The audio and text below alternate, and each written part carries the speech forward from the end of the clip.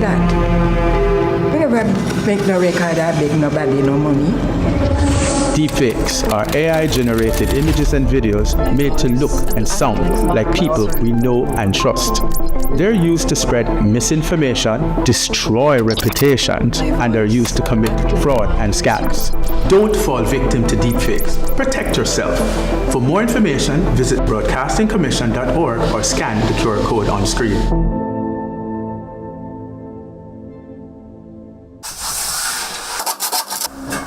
For all your electrical needs, visit ABC Electrical Sales. We've got everything, stocking top brands like CNCs, Philips, and Allen Bradley. We guarantee quality and reliability.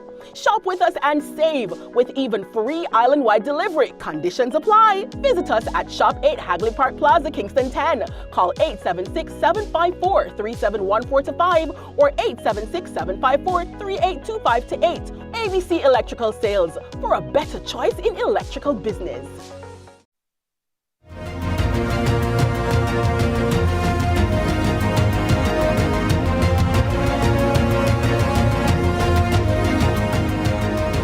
Back with us here on Lead Story, presenting to you the best bits of the Finance Minister's closing budget presentation as delivered in Gordon House. About an hour and a half ago. She finished speaking at about 4:22 starting. She did just after the 3 p.m. hour. So the central point of the Finance Minister's attack was this implied budget, which she says was presented by the opposition. She says they mentioned many plans and programs that they intend to pursue if they form government, but there was no costing. So she took the liberty to cost these plans and programs and to compare those costings to what the government has outlined. And as I noted in the opening, the opposition took strong exception to this line of attack by Favour Williams, saying, look, we didn't present any implied budget. What we did was say what we intend to do over our next term in government, not in the first year necessarily. And that was the flashpoint that persisted throughout the Finance Minister's presentation. Let's hear her make the case for the JLP's plans being superior to what she says is the implied budget presented by the opposition.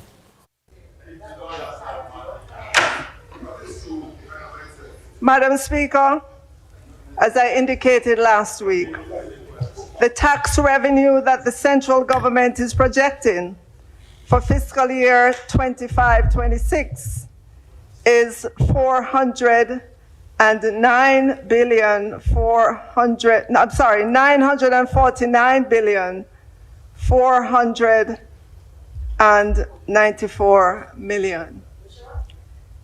This is represented on the screen, chart number 2. The opposition did not have any objection to that figure. They didn't put forward any opinion as to whether or not that revenue figure is too high or too low. So I'm taking that as an implied acceptance. And so I will give them on their side of the ledger 949,494,000,000 in their column as well. Our tax revenues represent a 5.9% increase over what we collected for fiscal year 2024-25. That is coming to a close. That's a little bit above inflation, no wild assumptions, plus, Madam Speaker, we already subtracted all the give-ups in that figure. It's not to come. We took it out of the revenue projections already. And that cost was $9.2 billion. That's the cost of the good news that we presented, yes. So, Madam Speaker, I'm going to add that back to the opposition's column because, to be fair, those were our give-ups, not theirs, right? So we're going to put it back there. Right. Those are right. So we put it back. We put it back on their side of the ledger. Right? Yes. So in the next chart, we move on to the next line item in the budget, non-tax revenues. These non-tax revenues, Madam Speaker, they include the 11.4 billion from NHT. They include asset sales, any share sales, for example, Trans-Jamaica. This is also where we put distributions from public bodies. And this would be where we have securitizations. They don't like that, so they can't get it. No, Madam Speaker, do you remember how the opposition leader declared that he would stop extracting the 11.4 from NHT, and that securitization is us taking revenues from the future to spend in the present? And something about, and you know, yes. Well, Madam Speaker, we cannot put any revenues from that in their column. Right, nothing.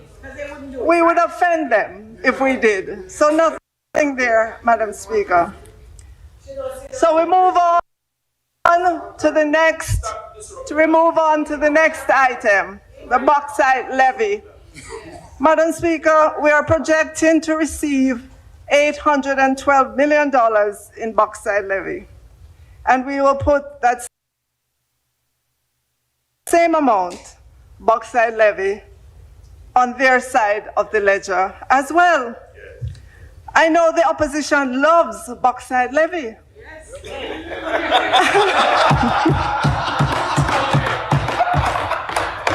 They may even want to increase this number in their explicit, not their implied, their explicit budget. Yes. Because it was Michael Manley-led government who, after all, took on the transnational bauxite companies and imposed the 1974 bauxite levy. So they have a history with levies. As the history was written, Madam Speaker, in May 1974, Prime Minister Manley announced that Jamaica would repeal previous agreements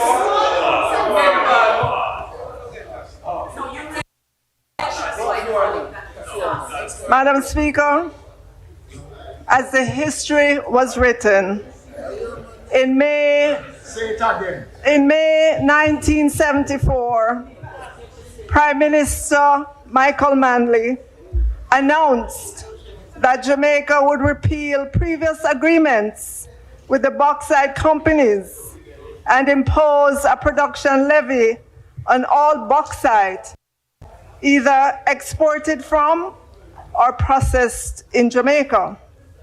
Madam Speaker, anyone can read the history books about how that turned out. Revere Bauxite Company closed its shutters little more than a year later, on August 19, 1975. Reynolds folded and left Jamaica in 1984. Alcoa also temporarily closed its gates in Clarendon on February 6, 1985. Yes, Madam Speaker. Yes, Madam Speaker. Jamaica did get increased earnings from the bauxite levy, which went from US $19.2 million in 1973 to a whopping US $180 million in 1974. But Madam Speaker, the levy also moved the cost of Jamaican bauxite from being the cheapest to the most expensive worldwide. In an article entitled "The Bauxite Levy 40 Years On, Who Let the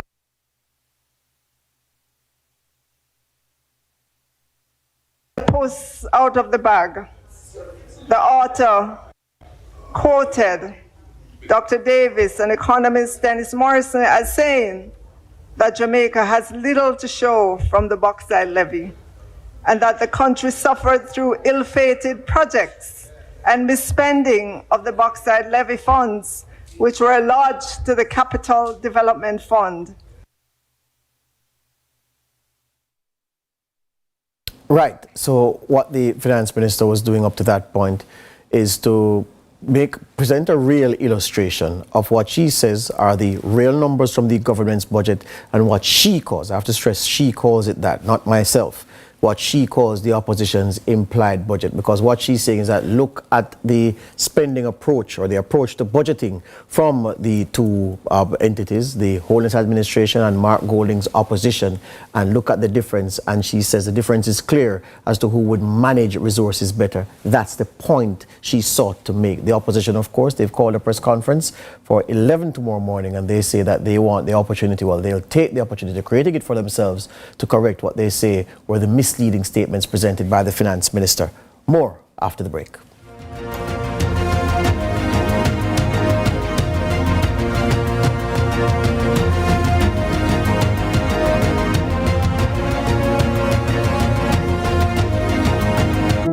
Every child deserves a home filled with love.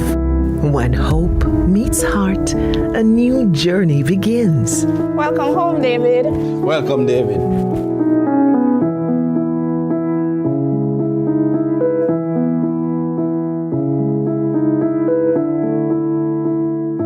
Make it your own.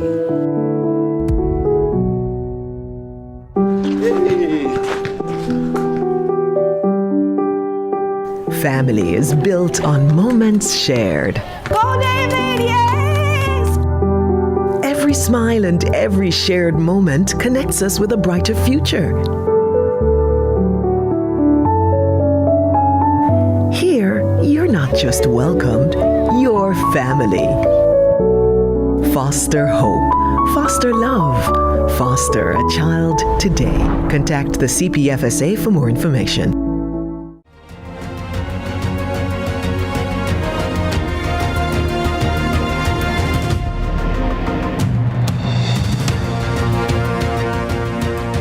Continuing to present to you the best bits of Favour Williams' closing presentation in the budget debate for the 25-26 fiscal year, as she completed her speech in Gordon House at about 4:22 p.m. So she continued on this path of comparing and contrasting what the government's approved spending plans are and the budget and the costing for each item of expenditure against what she says is the implied budget of the opposition. So, Madam Speaker, an estimate for the asset tax give-up would be $8,364,000,000, which we will minus of the revenues of the opposition side of the ledger. Additionally, the opposition said they would not require any corporate taxes from MSMEs for 3 years. Madam Speaker, that's a give-up of $11.4 billion. Not for 3 years, in the first year, Madam Speaker.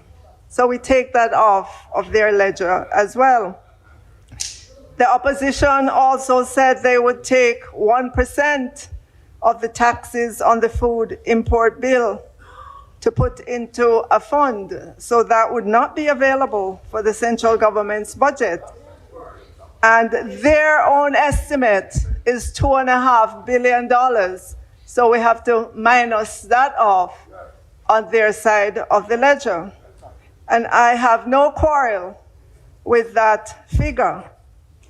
The opposition also said that they would increase the employer tax credit from 30% to 40% of tax chargeable. The cost.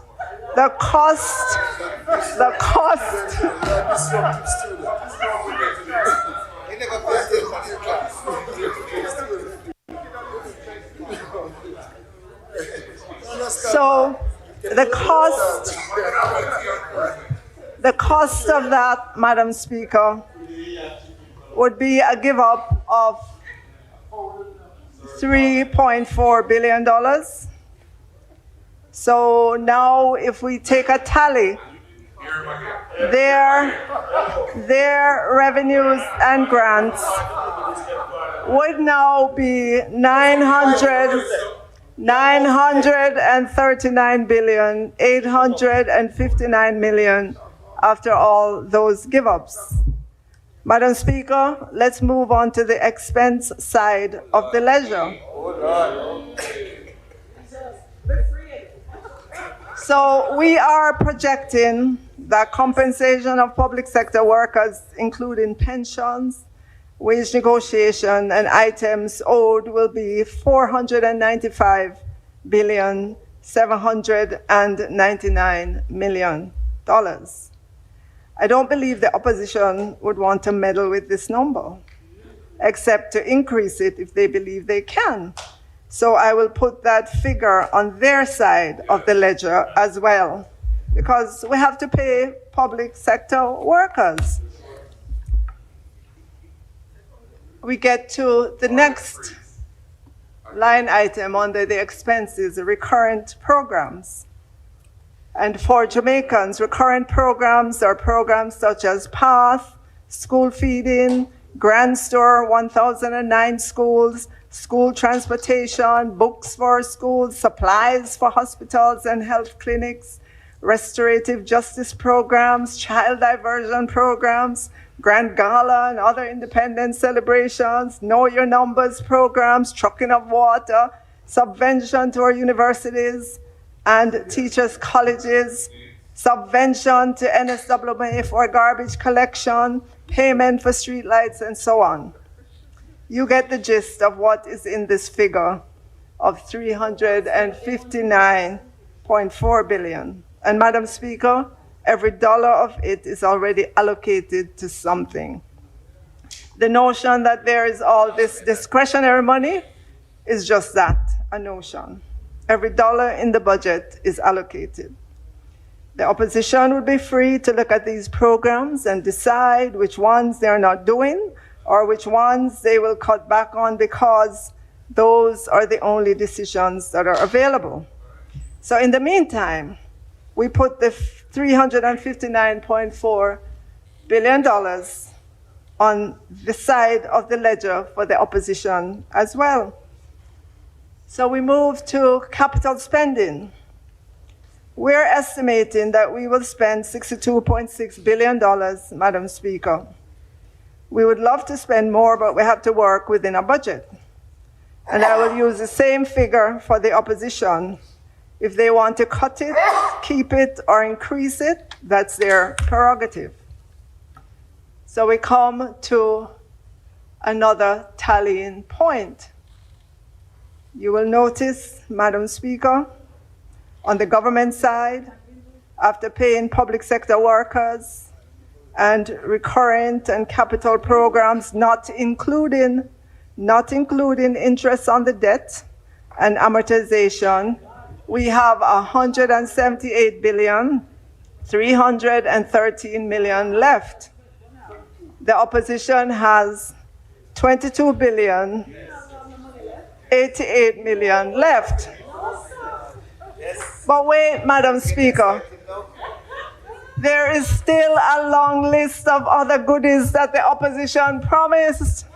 Yes. Yes.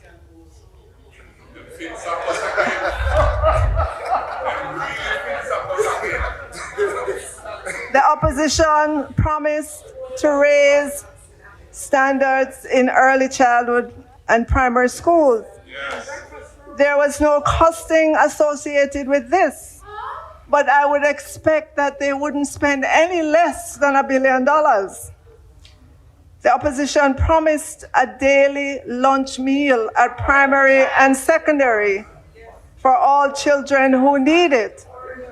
Madam Speaker, the government currently spends $9 billion for 200,000 children to get a breakfast, snack, and/or a midday meal. So it sounds...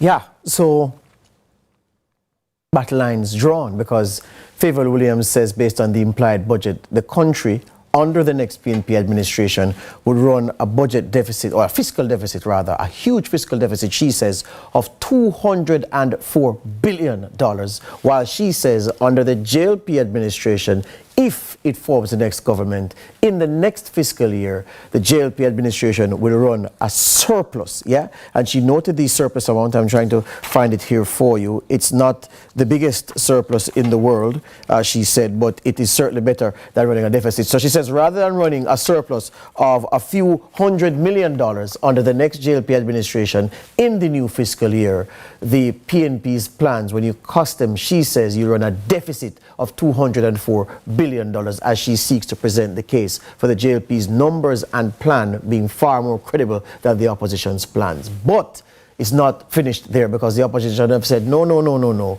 The basis of that analysis on those conclusions, not sound. And as I noted, they have called a press conference for 11 a.m. at the office of the Leader of the Opposition on West Kings House Road to, they say, set the record straight and to debunk the argument presented by Favour Williams inside Gordon House today. What we can tell you at the end of all of that is that the budget debate is at an end, notwithstanding tomorrow morning's press conference. And on Wednesday, we'll tell you give you the best bits of what the PNP had to say in rebuttal to the points made by Favour Williams today. And we'll also get our analysts to weigh in on what they thought of the opposition leader, the finance minister rather's final budget presentation, and the overall credibility of the numbers presented, and what they think will be in store as we go forward in this election year, where the two parties and spending by the government and plans to spend by the opposition are concerned. That's my time. Look at that. The news at 7 is up next.